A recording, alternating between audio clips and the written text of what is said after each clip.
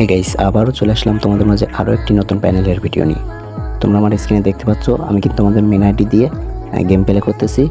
আমাদের main ID কিন্তু কোনো রকম ব্ল্যাক লিস্ট কিংবা ব্যান করতেছে না, ঠিক আছে? তোমরা এটা ফুললি সেফলিভাবে তোমরা তোমাদের মেন আইডি দিয়ে এটা ইউজ করতে পারবা। বেশি বকর করবো না, চলো ভিডিওটা শুরু করা যাক। আমাদের এই প্যানেলটা খুবই খাতারনাক, কারণ এটা তোমরা সেফলি মেন আইডি দিয়ে খেলতে পারবা, ঠিক আছে? আমাদের এই প্যানেলটা জিপ ফাইল, এটা আনজিপ করার জন্য তোমাদের একটা পাসওয়ার্ডের প্রয়োজন হবে। আমাদের ভিডিওর যে কোনো অংশে পাসওয়ার্ডটা দেখানো হবে, তোমরা এটা কালেক্ট করে নিবে, ঠিক আছে?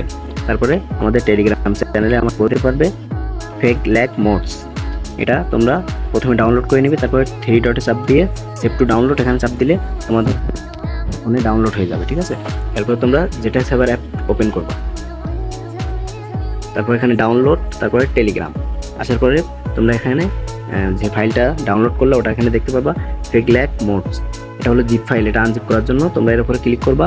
তারপর এক্সট্রাক্ট হেয়ার এখানে চাপ দিবা, যে পাসওয়ার্ডটা কালেক্ট করছো ওটা এখানে পেস্ট করে ওকে করে দিবা।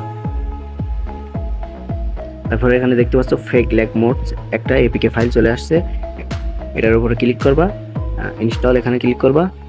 তারপর এখানে ইনস্টল এখানে চাপ দিলে এটা একবার ইনস্টল হয়ে যাবে। ঠিক আছে, তোমাদের সামনে এমন আসলে তোমরা এখানে মোবাইল চাপ দিবা, ইনস্ট্যান্ট চাপ দিলে তারপর এটা একবার ডাউনলোড হয়ে যাবে। ঠিক আছে, দেখতে পাচ্ছ আমাদের প্যানেলটা কিন্তু ডাউনলোড হয়ে গেছে। এখন তোমরা ব্যাক দিবা, এই যে দেখছো এখানে কোনো পাসওয়ার্ড লাগবে না, সরাসরি ওপেন করে দিবা।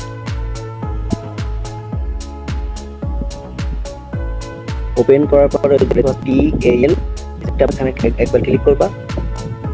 তারপরে তোমাদের ডিসপ্লে ওভারলে পারমিশনটা দিতে হবে, ঠিক আছে? এর জন্য একটু ওয়েট করবা।